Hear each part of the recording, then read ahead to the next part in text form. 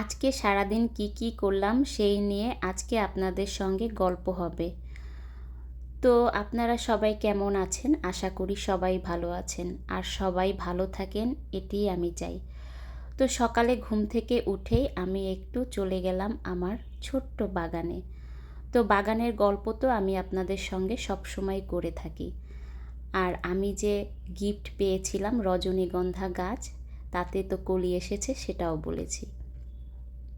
তো মাঝে মাঝেই আমি দেখতে যাই ফুলগুলো ফুটছে কিনা, কিন্তু আসলে ফুলগুলো যে কবে ফুটবে সেই অপেক্ষাতেই আছি।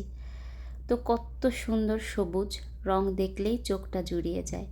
এদিকে আমার প্রতিবেশী আমাকে কাঁঠাল দিয়ে গেছে, তাদের গ্রামের বাড়ি থেকে কাঁঠাল নিয়ে এসেছে। তো কাঁঠালটা যখন খাচ্ছিলাম এতটাই মিষ্টি, তো ভীষণ ভালো লাগলো যে বছরের প্রথম কাঁঠালটি খুব সুন্দর একটি কাঁঠাল দিয়েই শুরু হলো। তো তাকে অসংখ্য ধন্যবাদ আমাকে বছরের প্রথম ফরমালিন মুক্ত কাঁঠাল খাওয়ানোর জন্য। কাঁঠাল খাওয়া শেষ হলেই ভাবলাম রান্নাটা করে নিব। তো এদিকে রান্নাটা বসিয়ে নিলাম।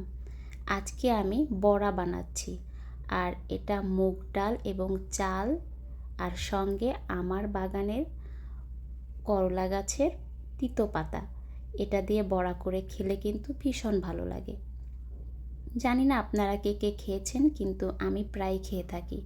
এই তো একদম ইয়াম্মি বড়া তৈরি হয়ে গেছে, জিভে জল এসেছে, ভাজার সময় দুটো খেয়ে নিয়েছি, আর ভাত দিয়ে খাবো বলে রেখে দিয়েছি। আমার মা ভাত আর বড়া খেতে ভীষণ পছন্দ করে। এদিকে বেগুন দিয়ে রুই মাছের পাতলা একটি ঝোল করেছি, এটাও পাতলা একটি ঝোল হয়েছে। গরমের সময় এই ধরনের খাবার খেলেই কিন্তু শরীর সুস্থ থাকে। তো দুপুর গড়িয়ে এসেছে, ভাতটা খেয়ে নিচ্ছি। আজকের প্লেট আমি এভাবেই সাজিয়েছি। আপনারাও নিশ্চয়ই দুপুরের খাবার খেতে প্রস্তুত হয়ে গেছেন। তো ঝটপট করে ভাতটা খেয়ে অফিসে চলে যাব। আর কখন ফিরবো এটা তো আপনারা জানেন, আমার বিকাল টাইমে অফিস, আর আমি অফিস থেকে সন্ধ্যা বলতে 8:30 নাগাদ বাসায় ফিরি। তো আজকে আমি ঝটপট করে খেয়ে নিলাম। এই যে দেখছেন ভর্তাটা খাচ্ছি, এটা আমার দিদি দিয়েছে, ভীষণ টেস্টি। তো অফিস থেকে ফিরে আমার ভাগ্নি বলল, আজকে আমাদের বাসায় এসো, আমি তোমাকে ফুচকা খাওয়াবো। সে নিজের হাতে ফুচকা তৈরি করেছে। ফুচকাটা অবশ্য কেনা ছিল, কিন্তু ফুচকার ভিতরে যা দেয় সে নিজেই সব কিছু তৈরি করেছে। সত্যি বলতে ফুচকাটা খেতে ভীষণ টেস্টি ছিল।